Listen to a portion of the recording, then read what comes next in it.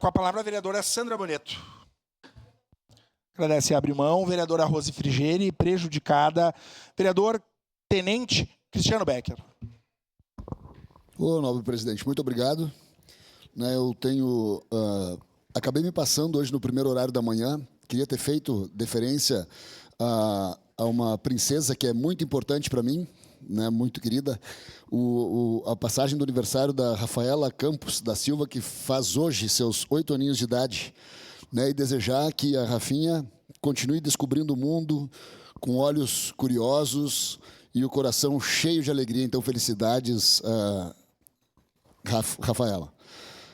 E, senhor presidente, eu faço um chamamento à nossa comunidade caxiense. Eu acho que não está contando o nosso tempo ali. Ali, ó, obrigado. Muito obrigado, senhor presidente. Só melhora nossas relações aí. Muito obrigado.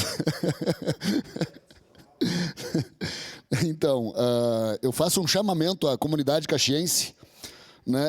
Estão abertas as inscrições para o projeto Bombeiro Mirim, que é um programa voltado para crianças e adolescentes de 10 a 12 anos, que ensina não apenas sobre o trabalho do Corpo de Bombeiros, mas também sobre disciplina, responsabilidade, cidadania e segurança.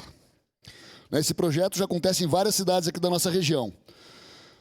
São 24 vagas para Caxias do Sul, e as inscrições vão até o dia 5 de março e podem ser feitas pelo formulário eletrônico ou presencialmente no quartel do Corpo de Bombeiros, localizado ali na rua 20 de setembro, esquina com a Moreira César, ali no bairro Centro. Então, o curso vai ser realizado de abril a outubro de 2025 com 130 horas aula, totalmente gratuitas. Não há taxa de inscrições e nem mensalidade, ou seja, é uma oportunidade única para os jovens da nossa cidade. E aqui faço um pedido especial, então, aos pais responsáveis: inscrevam seus filhos, deem a eles essa chance de aprendizado e crescimento. Sei que muitos jovens sonham em ser bombeiros. Eu mesmo fui sonhava em ser bombeiro enquanto criança. Portola? E esse projeto, então, pode ser o primeiro passo para quem deseja seguir essa carreira, ou simplesmente aprender valores que levarão para a vida toda. Para nós, por óbvio, como sociedade, incentivar esse tipo de formação significa investir em um futuro mais seguro, com cidadãos mais preparados e conscientes.